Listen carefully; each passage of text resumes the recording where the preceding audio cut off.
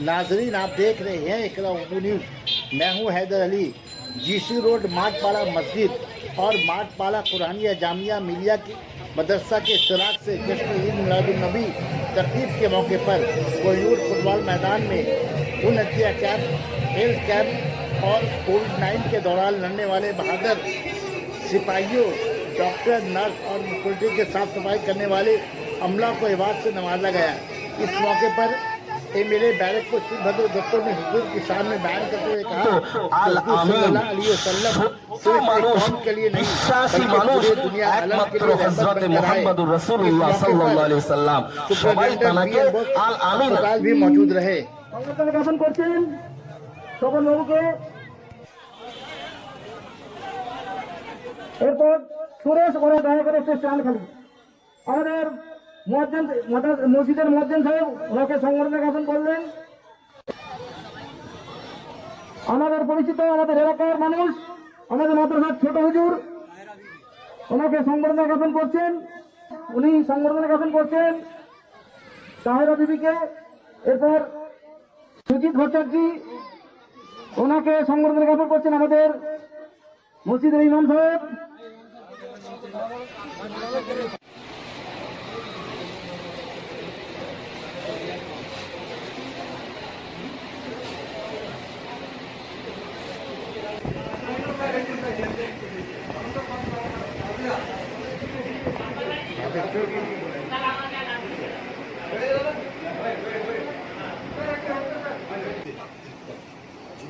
মসজিদের তরফ থেকে প্রদান করা হচ্ছে।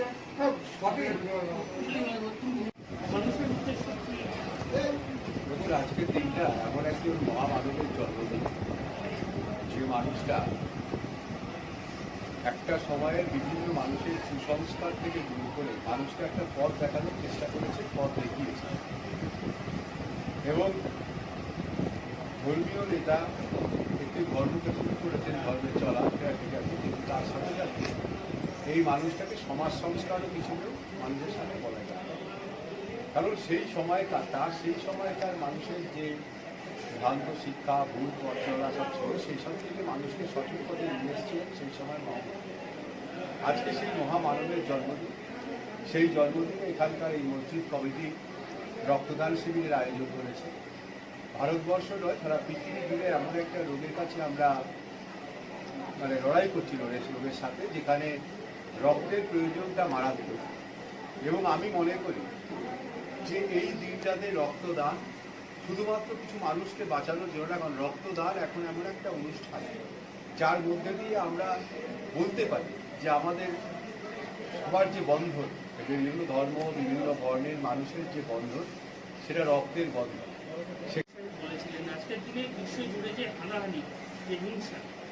আমি তো সেটাই বলি যে এই মানুষটা যখন জন্মেছিলেন সেই সময়কার পরিস্থিতিতে মানুষটার যে লড়াই ছিল, এই মহামানব সেদিন মানুষের জন্য কাজ করেছে। আজকেও বর্তমানে পরিস্থিতিতে সারা পৃথিবী জুড়ে একটা অদ্ভুত অবস্থা চলছে। একদিকে রোগের সঙ্গে লড়ছি, একদিকে মানুষ জানাহানি হচ্ছে।